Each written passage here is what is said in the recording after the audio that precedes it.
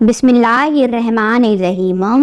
شب برات کے دن موت کا فرشتہ گھر کیوں آتا ہے؟ رسول اللہ صلی اللہ تعالی علیہ وسلم نے فرمایا، جب شعبان کی 15ویں رات ہو تو قیام کرو اور دن کو روزہ رکھو، کیونکہ اللہ تعالیٰ آسمان کی طرف نزول فرماتا ہے اور 4 لوگوں کو چھوڑ کر باقی سب کی بخشش کر دیتا ہے۔ وہ 4 لوگ کون سے ہیں؟ آئیے آپ کو بتاتے ہیں۔ شب برات شعبان المعظم کی 15ویں رات کو شب برات کہا جاتا ہے۔ برات کا مطلب ہے نجات کی رات۔ اس رات کی خصوصیت یہ ہے کہ اس رات میں اللہ تعالیٰ اپنے نیک بندوں کو اپنی رحمت سے نوازتا ہے۔ اس رات میں ہر امر کا فیصلہ ہوتا ہے اور اللہ تعالیٰ اپنی مخلوق میں رزق تقسیم فرماتا ہے اور پورے سال میں اپنے بندوں سے سرزد ہونے والے اعمال اور پیش آنے والے واقعات سے اپنے فرشتوں کو باخبر کرتا ہے۔ حضرت ابو بکر صدیق رضی اللہ تعالی عنہ سے روایت ہے، وہ فرماتے ہیں کہ رسول اللہ صلی اللہ تعالی علیہ وسلم نے فرمایا، اٹھو شعبان کی 15ویں رات کو، اس لیے کہ یہ رات مبارک رات ہے۔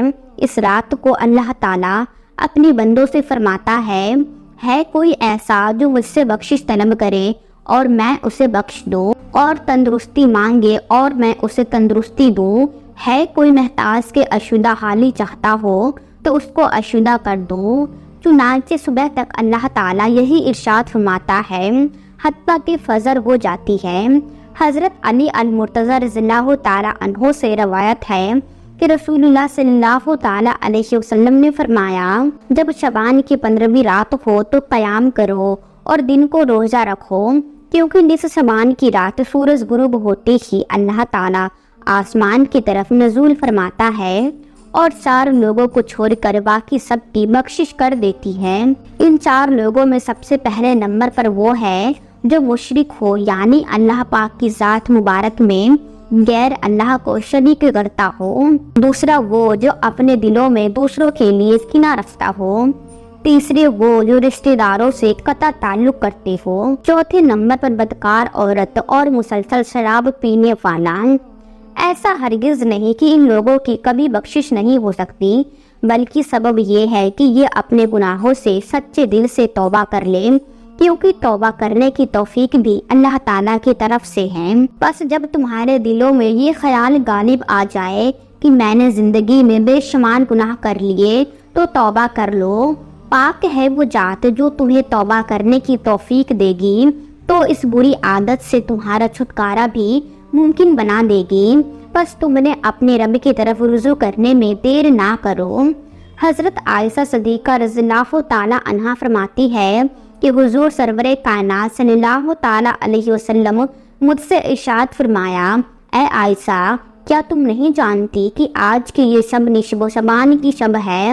یہ رات 1000 راتوں سے افضل ایک ایسی رات ہے جب اللہ تعالیٰ اپنی مخلوق کے بنی قلب کی بکریوں کے بالوں کے برابر گناہوں کو بخش دیتا ہے اور دوزخ سے آزاد فرماتا ہے، سوائے 6 لوگوں کے۔ پہلا شراب کا عادی، دوسرا والدین کا نافرمان، تیسرا زنا کرنے والا، چوتھا قطع تعلق کرنے والا، 5واں فتنہ باز اور 6واں چغل خور۔ ایک مرتبہ عیسیٰ علیہ السلام کسی پہاڑ کے پاس سے گزر رہے تھے کہ آپ کی نظر ایک عجیب و غریب جھوپڑی پر پڑی۔ آپ رک کر حیرت سے اسے دیکھنے لگے۔ عین اس موقع پر اللہ تعالیٰ نے وحی نازل فرمائی اور ارشاد فرمایا، اے عیسیٰ، کیا میں اس سے زیادہ عجیب چیز تم پر ظاہر نہ کر دوں؟ عرض کیا، جی ہاں ضرور۔ چنانچہ اس جھوپڑی میں سے ایک بزرگ ہاتھ میں عصا لیے باہر آئے۔ حضرت عیسیٰ علیہ السلام نے اس بزرگ سے پوچھا، آپ کتنے عرصے سے اس جھوپڑی میں عبادت کر رہے ہیں؟ بزرگ نے جواب دیا، 400 برس سے۔ یہ سن کر حضرت عیسیٰ علیہ السلام نے بارگاہ الہی میں عرض کی، اللہ، تیرے اس معجزے کو دیکھنے کے بعد میرا یہ گمان ہے کہ اس بندے سے زیادہ عبادت گزار بندہ اور کوئی نہیں۔ اللہ تعالیٰ نے ارشاد فرمایا، اے عیسیٰ، میں میرے محبوب نبی کے امتی کا شعبان کے مہینے کی آدھی رات کی عبادت میں 2 نوافل نماز ادا کر لینا اس بزرگ کی 400 वर्ष کی عبادت سے افضل ہے۔ حضرت ابو ہریرہ رضی اللہ تعالیٰ عنہ فرماتے ہیں کہ حضور اکرم صلی اللہ تعالیٰ علیہ وسلم نے فرمایا، میرے پاس آدھی شبان کی رات میں جبرائیل آمین علیہ السلام تشریف لائے اور عرض کرنے لگے، اے اللہ کے رسول، اپنا سر مبارک آسمان کی طرف اٹھائیے۔ میں نے ان سے دریافت کیا، ایسا کیوں؟ اس رات میں ایسا کیا ہے؟ حضرت جبرائیل آمین علیہ السلام فرمانے لگے، یہ وہ رات ہے جس رات اللہ تعالیٰ رحمت کی 300 دروازے کھول دیتا ہے اور ہر اس انسان کو بخش دیتا ہے جس نے اس کے ساتھ کسی کو شریک نہ ٹھہرایا ہو، بشرط کہ وہ جادوگر نہ ہو، سود خور نہ ہو، جانی نہ ہو، شراب کا عادی نہ ہو۔ ان لوگوں کو اللہ تعالیٰ اس وقت تک بخشش نہیں کرتا جب تک کہ وہ توبہ نہ کر لے۔ ماہ شعبان کی 15ویں شب کے بارے میں آپ حضرت صلی اللہ تعالیٰ علیہ وسلم فرماتے ہیں، اے عائشہ، کیا تم جانتی ہو اس رات میں کیا ہوتا ہے؟ عرض کیا، یا رسول اللہ بتائیے اس میں کیا ہوتا ہے؟ آپ نے فرمایا، اس رات کی فضیلت یہ ہے کہ آدم علیہ السلام کی اولاد میں سے جو شخص اس سال پیدا ہوگا اور جو اس سال میں مرے گا، اس کا مرنا اور پیدا ہونا لکھا جاتا ہے، اور جو فرشتے ان کاموں پر مقرر ہیں ان کو اس امر کی اطلاع دی جاتی ہے، اور جتنا رزق مخلوقوں کو اس ورث میں ملے گا سب لکھ دیا جاتا ہے۔ اور اس 15ویں رات اللہ تعالیٰ سورج ڈوبتے ہی اس دنیا کے اوپر جو آسمان ہے اس پر تشریف لے آتا ہے اور ارشاد فرماتا ہے کوئی جو مجھ سے بخشش کا طلبگار ہو، رزق چاہتا ہو، مصیبت کا مارا ہو، دعا کرے تو میں اس کی مصیبت کو دور کر دوں گا۔ اسی طرح صبح ہونے تک ارشاد فرماتا ہے، پس بندوں کو چاہیے کہ اس رات خوب عبادت کرے، اپنے گناہوں کی معافی مانگے اور 15ویں کا روزہ رکھے۔ اللہ تعالیٰ اس رات میں اپنی مہربانی سے بے شمار بندوں کو بخش دیتا ہے، مگر کافر، مشرک، کینہ رکھنے والا اور قاتل کو نہیں بخشتا۔ حضرت عائشہ صدیقہ رضی اللہ تعالیٰ عنہا نے فرمایا، ایک رات میں نے رسول اللہ صلی اللہ تعالیٰ علیہ وسلم کو بستر پر نہ پایا تو میں پریشان ہو گئی۔ میں آپ کی تلاش میں گھر سے باہر نکلی۔ میں نے دیکھا کہ آپ بقی کے قبرستان میں موجود ہیں اور آپ کا سر مبارک آسمان کی طرف اٹھا ہوا ہے۔ اس رات اللہ تعالیٰ آسمان پر تشریف فرماتا ہے اور بنی کلب کی بکریوں کے بالوں کے برابر انسانوں کو دوزخ سے آزاد کرتا ہے۔ پھر فرمایا، کیا تم آج رات مجھے عبادت کی آزادی دیتی ہو؟ میں نے عرض کیا، ضرور۔ پھر آپ نے نماز پڑھنا شروع کر دی اور قیام تخفیف کی صورت فاتحہ اور ایک چھوٹی سی آیت پڑھی، اور پھر آپ سجدے میں چلے گئے۔ پھر آدھی رات تک سجدے میں رہے، پھر کھڑے ہو کر دوسری رکعت پڑھی اور پہلی رکعت کی طرح اس میں بھی قرات فرمائی اور چھوٹی سورت پڑھی۔ پھر آپ سجدے میں چلے گئے۔ یہ سجدہ صبح تک جاری رہا۔ میں دیکھتی رہی، جب آپ کو سجدے میں گئے زیادہ دیر ہو گئی تو مجھے اندیشہ ہوا کہ کہیں اللہ تعالیٰ نے اپنے رسول صلی اللہ تعالیٰ علیہ وسلم کی روح مبارک کو قبض تو نہیں کر لیا۔ پھر جب میرا انتظار طویل ہو گیا، بہت دیر ہو گئی، تو میں آپ کے قریب پہنچی اور میں نے رسول اللہ صلی اللہ تعالیٰ علیہ وسلم کے تلووں کو چھوا تو آپ نے حرکت فرمائی، تو میں نے خود سنا آپ سجدے کی حالت میں یہ الفاظ ادا فرما رہے تھے، الہی میں تیرے عذاب، تیرے عفو اور بخشش کی پناہ میں آتا ہوں، تیرے قہر سے تیری رضا کی پناہ میں آتا ہوں، تجھ ہی سے پناہ چاہتا ہوں، تیری ذات بزرگ و برتر ہے، میں تیری شان و شنا بیان نہیں کر سکتا، آپ ہی اپنی شنا کر سکتے ہیں اور کوئی نہیں کر سکتا۔ صبح کو میں نے عرض کیا، کیا آپ سجدے میں ایسے کلمات ادا کر رہے تھے کہ ویسے کلمات آپ کو ادا کرتے ہوئے میں نے کبھی نہیں سنا؟ حضور نے دریافت فرمایا، کیا تم نے ادا کر لیے؟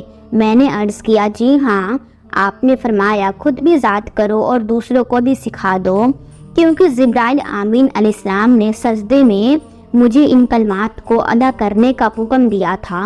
شب برات کی رات حضرت علی رضی اللہ تعالیٰ عنہ عشاء کی نماز کے بعد گھر کی طرف جا رہے تھے۔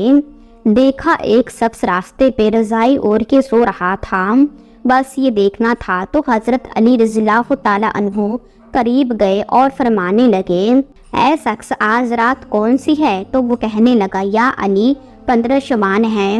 بات جب یہاں تک پہنچی تو حضرت علی رضی اللہ تعالیٰ عنہ نے فرمایا یہ رات بیداری کی رات ہے۔ میں نے اللہ کے رسول صلی اللہ تعالیٰ علیہ وسلم سے سنا کہ اس رات اللہ آسمان کے فرشتوں کو حکم دیتا ہے کہ جاؤ زمین کی طرف، اور وہ فرشتے حضرت میکائیل اور حضرت اسرائیل کے پیچھے ہوتے ہیں۔ حضرت میکائیل اور حضرت اسرائیل ہر گھر میں آتے ہیں، کیونکہ اللہ کا حکم ہوتا ہے کہ اس رات اگر کوئی میرا بندہ اپنے گناہوں کے لیے پچھتائے اور مجھ سے آنے والے وقت میں اچھے اعمال کا وعدہ کرے تو حضرت میکائیل علیہ السلام اس کی تقدیر میں ترامین کر کے آنے والے سال میں زیادہ سے زیادہ رزق اور فراوانی لکھنا۔ اور اللہ کا حضرت اسرائیل علیہ السلام کے لیے حکم ہوتا ہے کہ اسرائیل ہر گھر جا کے دیکھ، آنے والے سال میں جس گھر میں جو مرنے والا ہے اسے بتا کہ بیدار ہو کے اپنے اللہ کی عبادت کر، کیونکہ باقی اس کی زندگی میں اتنی سانسیں اور اتنی دھڑکنیں موجود ہیں۔ اگر کوئی میرا بندہ اس رات اپنی زندگی میں میری عبادت کے لیے مجھ سے مہلت مانگے تو اس کو زندگی میں فراوانی لکھنا، اور اگر وہ آنے والی زندگی میں مصیبتوں اور بیماریوں سے نجات مانگے تو اس کی آنے والی زندگی سے ہر مصیبت کو ختم کر دینا۔ اے شخص اس رات تمہارے پروردگار کا حکم ہوتا ہے کہ اے فرشتوں جاؤ ہر گھر میں نگاہ ڈالو، آج کی رات کسی بھی انسان کی کوئی بھی دعا رد نہ ہو پائے۔ ان احادیث کریمہ اور صحابہ اکرام رضی اللہ تعالیٰ عنہ اور بزرگان دین کے عمل سے اس رات میں 3 کام کرنا ثابت ہے۔ نمبر 1، قبرستان جا کر مردوں کے لیے ایصال ثواب اور مغفرت کی دعا کی جائے، لیکن یاد رہے کہ نبی کریم صلی اللہ تعالیٰ علیہ وسلم سے ساری حیات مبارک میں صرف ایک مرتبہ شب برات میں جنت البقیع جانا ثابت ہے۔ اسی لیے اگر کوئی شخص زندگی میں ایک مرتبہ بھی اعتبار سنت کی نیت سے چلا جائے تو اجر و ثواب کا باعث ہے، لیکن پھول پتیاں، چادر چڑھاوے اور چراغوں کا اہتمام کرنا اور ہر سال جانے کو لازم سمجھنا اس کو شب برات کی عبادت میں داخل کرنا ٹھیک نہیں ہے۔ جو چیز نبی کریم صلی اللہ تعالیٰ علیہ وسلم سے جس درجے میں ثابت ہے اس کو اسی درجے میں رکھنا چاہیے۔ نمبر 2، اس رات میں نوافل تلاوت، ذکر و اذکار کے اہتمام کرنا۔ اس بارے میں یہ واضح رہے کہ نفل ایک ایسی عبادت ہے جس میں تنہائی مطلوب ہے، یہ خلوت کی عبادت ہے، اس کے ذریعے انسان اللہ کا قرب حاصل کرتا ہے، لہٰذا نوافل وغیرہ تنہائی میں اپنے گھر میں ادا کر کے اس موقع کو غنیمت جانیں۔ نوافل کی جماعت اور مخصوص طریقہ اپنانا درست نہیں ہے۔ یہ فضیلت والی راتیں شور و شگوب اور میل اجتماع منعقد کرنے کی راتیں نہیں ہیں، بلکہ گوشہ تنہائی میں بیٹھ کر اللہ سے تعلقات استوار کر کے قیمتی لمحات ہے، ان کو ضائع ہونے سے بچائے۔ نمبر 3، دن میں روزہ رکھنا بھی مستحب ہے۔ ایک تو اس بارے میں حضرت علی رضی اللہ تعالیٰ عنہ کی روایت ہے، اور دوسرا یہ کہ نبی کریم صلی اللہ تعالیٰ علیہ وسلم ہر ماہ ایام بیش 13، 14، 15 کے روزے کا اہتمام فرماتے تھے، لہٰذا اس نیت سے روزہ رکھا جائے تو ثواب ہوگا۔ باقی اس رات میں پٹاخے بجانا، آتش بازی کرنا اور حلوے کی رسم کا اہتمام کرنا، یہ سب خرافات اور اسراف میں شامل ہے۔ شیطان ان فضولیات میں انسان کو مشغول کر کے اللہ کی مغفرت اور عبادت سے محروم کر دینا چاہتا ہے، اور یہی شیطان کا اصل مقصد ہے۔ بہرحال اس رات کی فضیلت بے اصل نہیں ہے، اور سلف صالحین نے اس رات کی فضیلت سے فائدہ اٹھایا ہے۔ اللہ پاک ہمیں دین کی مکمل سمجھ نصیب فرمائے اور ہمیں بہتر عمل کرنے کی توفیق عطا فرمائے، اور ہمیں شب برات کی رات زیادہ سے زیادہ عبادت کرنے کی توفیق عطا فرمائے، آمین۔ تو پیارے دوستو، آپ سبھی کو شب برات مبارک۔ اللہ پاک سے دعا ہے کہ وہ آپ کی ہر دعا قبول کریں۔